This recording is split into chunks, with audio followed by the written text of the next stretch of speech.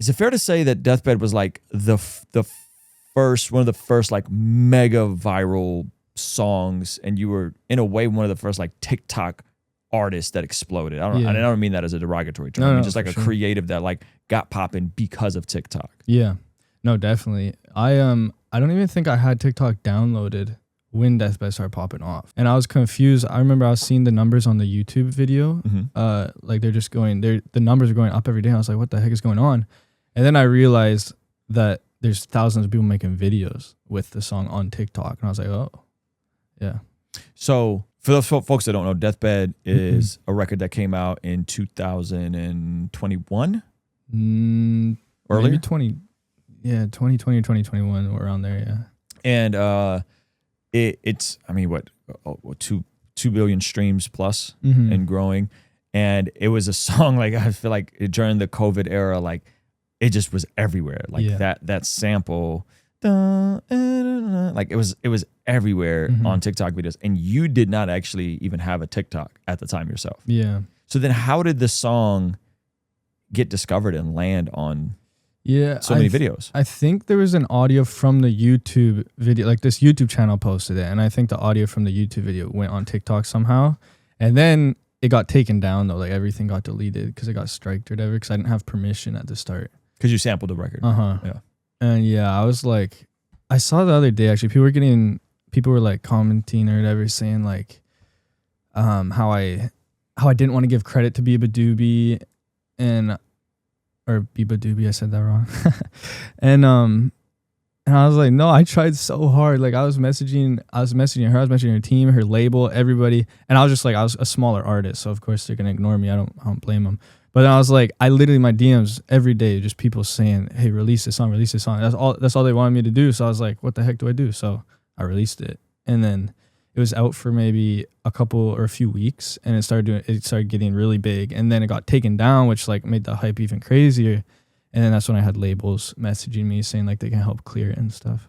How big was the song before you sampled it and did your thing with it? Yeah, I mean, it was like the producer, his name is Otterpop, and it was like a small SoundCloud beat. Because at that time I was just listening to lo-fi hip hop beats, and that's just because I liked them. And then my friend was like, hey, you should rap on this one. I was like, okay, I'll try it.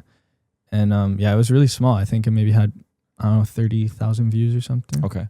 And how much music could you put out up until that point? Yeah, I had a little bit. I had maybe 30 songs. Okay. Yeah. Like on SoundCloud? Yeah. Okay.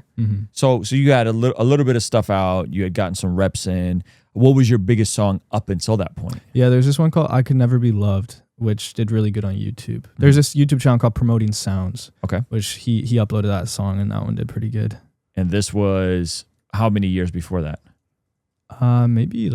Maybe months, maybe 8 months before that. Okay, so you had some momentum going. Yeah. Okay, so that's a 6.8 million views. How many of that was after Deathbed blew up? Yeah, I don't know. It's hard to tell. It's all a blur at this point. Yeah, it's just because I was just focused on making music. Like I was dropping songs every month and stuff. So yeah, it's hard to know what's from Deathbed, what's not from Deathbed. You know. Yeah. Yeah. How fast was that explosion? Was it, because I remember you were saying I put it out and then I had an issue with the sample clearance, it got struck, and then you couldn't re-release it until after you signed with a label that helped you? Yeah, because I didn't know how to clear it, and I didn't really want to sign with a label because my dad had issues because he was in a band when I was younger, and he got kind of screwed over by the labels, and so I was a bit scared, but I didn't know what to do. So I signed with basically Universe and Columbia were like in a bidding war over me. And so off of one song, like that one viral song, yeah, they probably also saw that you had a back catalog and you were capable of making good music. Yeah, I'm sure. Yeah, so then I went with Columbia. I also really wanted a short contract. I was like, I only want to do like an album or two with you guys. Song comes out. When did how long? Yeah, how that window between it coming out, getting struck, and then it finally, like, you couldn't re-release it until Columbia was able to clear it? Yeah, and that took maybe a few weeks. Like, that was fast. Yeah, they tried doing it really quick because they knew the momentum was there. So yeah. And so then after it's released, is that when it like really goes mega viral? Yeah. Okay. And then how do you personally capitalize at that point? Then do you get a TikTok and start posting more stuff, or were people even doing that yet? Because again, I remember like the JVKE and the Nick D's and the Connor Prices kind of came after you in terms of how they started finessing TikTok, you know? Yeah, no, I had a TikTok, I had an Instagram, and I was posting. It wasn't like, I feel like I didn't really know what I was doing though. And like a lot of people liked it, but it was also like unattractive to a lot of people, you know? So yeah, and that's like how like people started calling me lo-fi, I feel like, because like I didn't really care too much. I was just post, like it would be like crappy quality videos and stuff, you know? And like kind of matched my crappy quality music. And then, yeah, some people liked it, some people didn't. But you said it was, what was the word you said? Unattractive? Well, it was just like it wasn't clean. Like it was like noises and, you know. Was that like intentional on your part, or you just? Not really. I was just like, cause I started making music for fun, right? In my grandparents, like I lived with my grandparents upstairs, and there'd just be noises going on, and it would be like I didn't have the best setup. I didn't even know how to record properly, and so it was like it's kind of just natural sounding, which made it more emotional in some ways. But So, song gets re-released. Were you generally happy with wherever you in Colombia landed from a business standpoint? Like at the end of it, or at the time, we can talk about it. At the time, it was cool. I mean, everything was going good, so like it's hard to know how much the label did, you know, because like Deathbed was gonna be big even if I didn't sign it. So it's like I don't know how much credit to give them, but it was cool. Like they flew me out to LA and all this stuff. Like they treated me like a king, which obviously they do to everybody. But it was a good experience. And then the first deal ended. And I was like, do I want to sign with them again or not? And I did sign with them one more time. And that time it was like, I wasn't enjoying it. Okay. Yeah. So tell me about the first time around Deathbed. You got a viral song. It's popping off. Yeah.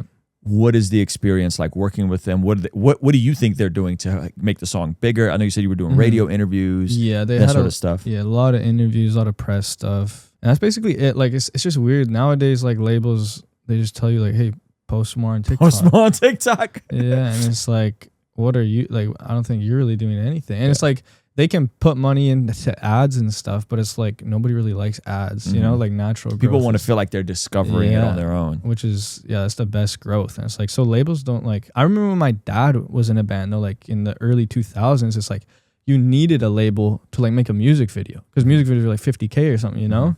Now it's like you have an iPhone, so you don't need a label for anything really. Yeah.